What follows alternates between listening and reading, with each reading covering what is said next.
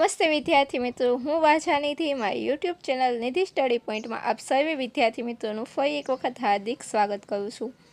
आज आप जोवुं छे धोरण 6 विषय विज्ञान पाठ नंबर 2 सजीव सृष्टि में विविधता, जेना अगाउना लेक्चर में आपणे चर्चा करेली हती पर्णना शिरा विन्यासनी, एटले के पर्णमां जे शिराओ आवेली छे तेनी गोठवणनी। तो पर्णना शिरा विन्यास बे प्रकारना छे, जेनी आपणे चर्चा अगाउना लेक्चर में करेली छे। समांतर शिरा विन्यास और जालाकार शिरा विन्यास तेमज मूळना पण बे प्रकार है। तो कि कया कया मूळ, तो कि सोटी मूळ और तंतुमय मूळ। तो आ बने प्रकारनी आपणे चर्चा करेली हती अगाउना लेक्चर में। आज आपणे शुं जोवुं छे, तो कि आज आपणे जोवुं छे कि आ मूळ और पर्णना शिरा विन्यास वच्चे कोई संबंध है ते आपणे आज शोधवानो छे। जो શું એક જ વનસ્પતિના પર્ણના શિરા વિન્યાસ અને મૂળના પ્રકાર વચ્ચે કોઈ સંબંધ છે? આપણે આ કેવી રીતે શોધી શકીએ? તો આપણે આજે શું કરવાનું છે, પર્ણના શિરા વિન્યાસ અને મૂળના પ્રકાર વચ્ચેનો સંબંધ શોધવો છે। એના માટે આપણને આપેલી છે પ્રવૃત્તિ 2.7। ચાલો સંબંધ શોધીએ અને વિશ્લેષણ કરીએ। આપણે બંને વચ્ચે સંબંધ શોધવો છે અને વિશ્લેષણ કરે મીન્સ કે એનું એનાલિસિસ કરવું છે કે બંને વચ્ચે કેવો સંબંધ છે। તો જોઈએ, તમારી શાળાની નર્સરી અથવા અન્ય કોઈપણ નર્સરીમાંથી 5 સામાન્ય વનસ્પતિના રોપા એકત્રિત કરો અને તેમને તમારી શાળાના બગીચામાં વાવો। આવા છોડના ઉદાહરણમાં લેમન ગ્રાસ, ગલગોટા, બારમાસી અને અન્ય વનસ્પતિનો સમાવેશ થઈ શકે છે। તેમને રોપતા પહેલાં ત્યાં મૂળ અને પર્ણના શિરા વિન્યાસનું અવલોકન કરો। કોષ્ટક 2.4 માં તમારા અવલોકનોની નોંધ કરો। જો આપણે આવા બધા अलग अलग प्रकारना छोड़ लेवाना छे अने सौथी पहेला एना पर्णना शिरा विन्यास कई प्रकारना छे तेनुं आपणे अवलोकन करशुं, तेने जोशुं। अने बीजुं के तेना मूळ केवा प्रकारना छे तेनुं पण आपणे अवलोकन करशुं के सोटीमय मूळतंत्र छे के तंतुमय मूळतंत्र। तो जोईए, आपणे कोष्टक 2.4 अहींया आपेलुं छे। सौथी पहेलुं तमने आपेलुं छे लेमन ग्रास वनस्पतिनुं नाम, અને એમાં પર્ણનો શિરા વિન્યાસ કેવા પ્રકારનો હશે, તો કે સમાંતર શિરા વિન્યાસ હશે। સમાંતર શિરા વિન્યાસની ચર્ચા આપણે કરેલી છે। તો કે સમાંતર શિરા વિન્યાસમાં શું હોય, એક જ બાજુ બધા સમાંતર રીતે ભાત પડતી હોય। શિરાની જે ભાત છે એ કેવી હોય, સમાંતર હોય। અને એના મૂળ કેવા હશે, તો કે એના મૂળ હશે એ કેવા હશે, તંતુમય મૂળ હશે, પતલા અને નાના હશે। ત્યારબાદ આપણે લખીએ બીજી વનસ્પતિનું નામ આપણે લખીએ છીએ। बीजी वनस्पति आप लीए छे जासूद।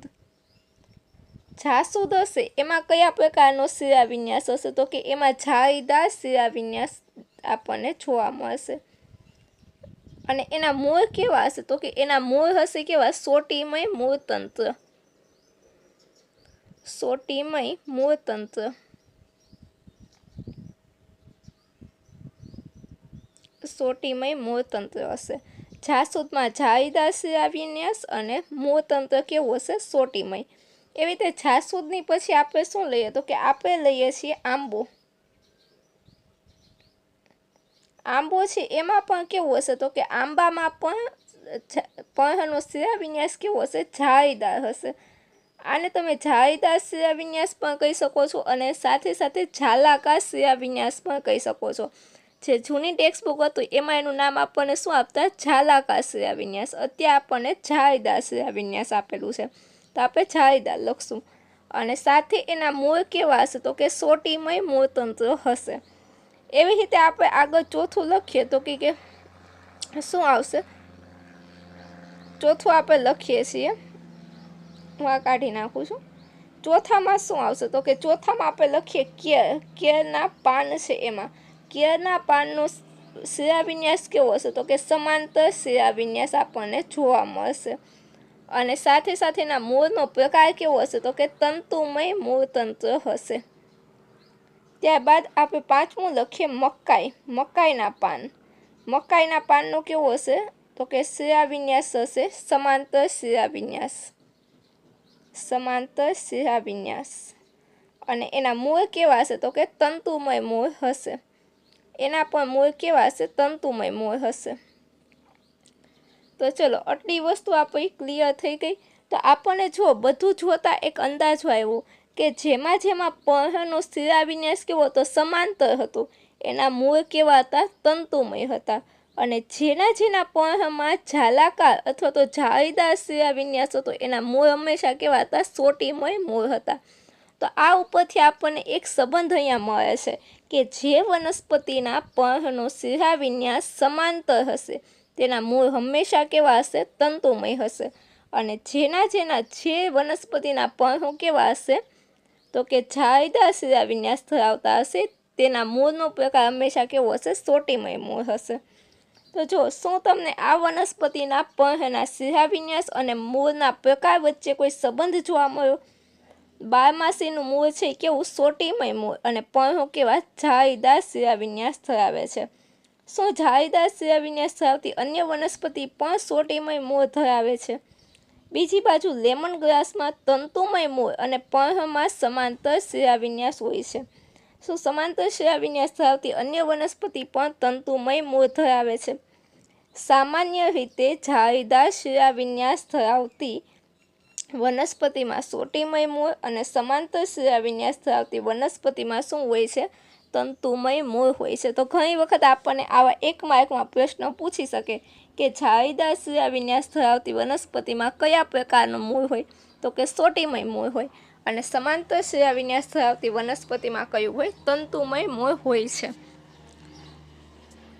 ત્યારબાદ જોઈએ ચણાનો છોડ એ સોટીમય મૂળ અને પર્ણમાં જાળીદાર શિરાવિન્યાસ ધરાવતું વનસ્પતિનું અન્ય ઉદાહરણ છે. જો ચણાના છોડની વાત કરી છે તો એનું મૂળ કેવું હશે? સોટીમય અને પર્ણ કેવા હશે? જાળીદાર. તેમજ ઘઉંનો છોડ એ તંતુમય મૂળ અને પર્ણમાં સમાંતર શિરાવિન્યાસ ધરાવતી વનસ્પતિનું ઉદાહરણ છે. આપણને બે એક્સ્ટ્રા નીચે આપણને ઉદાહરણ આપેલા છે. તો ઘણી વખત આ ઉદાહરણ પણ તમને પૂછે તો તમે પેપરમાં લખી શકો છો જ્યારે આપણને પ્રશ્ન પૂછાય ત્યારે.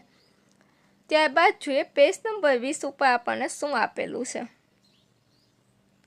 પેજ નંબર 20માં તમને આપેલું છે શું વનસ્પતિના બીજ, મૂળના પ્રકાર અને પર્ણના શિરાવિન્યાસ વચ્ચે કોઈ સંબંધ છે?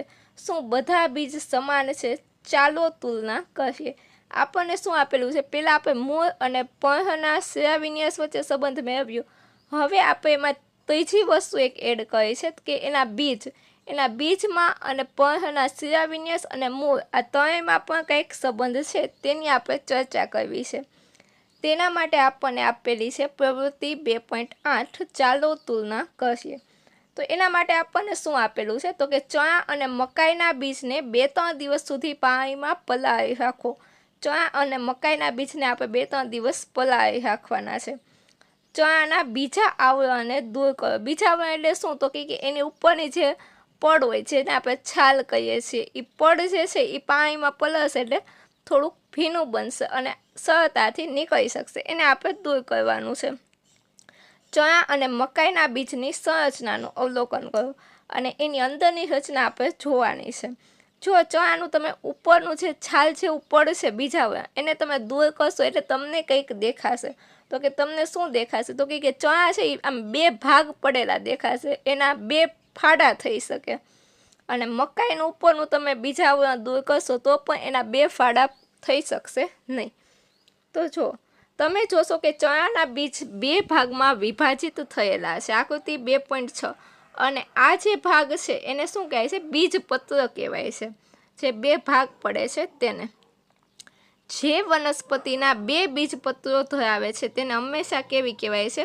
તો કે દ્વિદળી વનસ્પતિ કહેવાય છે. જે વનસ્પતિ બે બીજપત્ર ધરાવે એને કેવી કહેવાય છે? દ્વિદળી વનસ્પતિ. આ પણ ખાસ યાદ રાખજો. દ્વિદળી વનસ્પતિ એટલે શું? તો કે જે વનસ્પતિના બીજ છે એ બે બીજપત્ર ધરાવે અને હંમેશા એક વસ્તુ યાદ રાખીએ જેના બે ફાડા થઈ શકે. આપણે સામાન્ય ભાષામાં શું કહી શકીએ? કે જેના બે ફાડા થઈ શકે તેવી વનસ્પતિ. અને બીજી વસ્તુ છે કે બધા જ કઠોળ વર્ગની વનસ્પતિ છે મોટાભાગના કઠોળ હશે એ કેવા હશે? દ્વિદળી વનસ્પતિ હશે.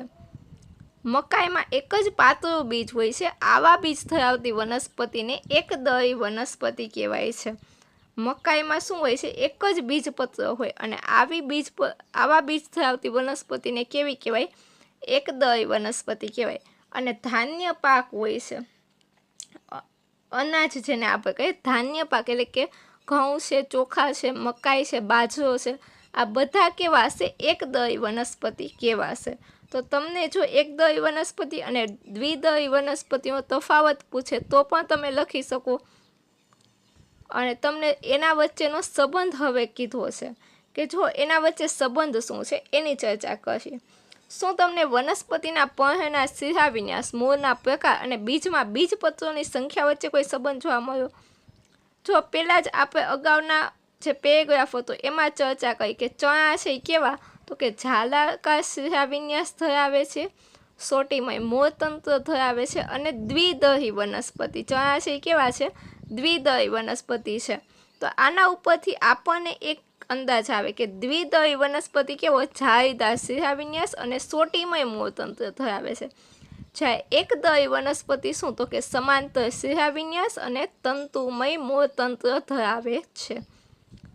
તમે વનસ્પતિને જૂથબદ્ધ કરવા માટે ઉપયોગમાં લેવાતા કેટલાક લક્ષણો વિશે શીખ્યા છો.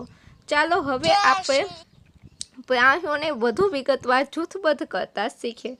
જો અહીંયાથી આપણને વનસ્પતિની બધી વાત અહીંયા પૂરી કરે છે કે આપણે જે બધું જોયું શેના વિશે હતું? તો કે વનસ્પતિ વિશે હતું. ત્યારબાદ આપણે જોવું છે પ્રાણીના જૂથ કેવી રીતે બની શકે. પણ તે ટોપિક આપણે આવતા લેક્ચરમાં સ્ટાર્ટ કરશું અને આવતા લેક્ચરમાં આપણે પ્રાણી વિશેની બધી માહિતી મેળવશું તેમજ પ્રાણીના જૂથ કઈ રીતે બને તે વિશે શીખશું. ત્યાં સુધી મને રજા આપો. Thank you so much. અને જો તમે ચેનલ પર નવા હોય તો ચેનલને સબસ્ક્રાઈબ કરો. જો તમને વિડીયો ગમે તો તમારા અન્ય મિત્રો સુધી વિડીયોને શેર કરો અને વિડીયોને લાઈક કરો. ફરી મળીશું આવતા લેક્ચરમાં. ત્યાં સુધી થેન્ક યુ સો મચ.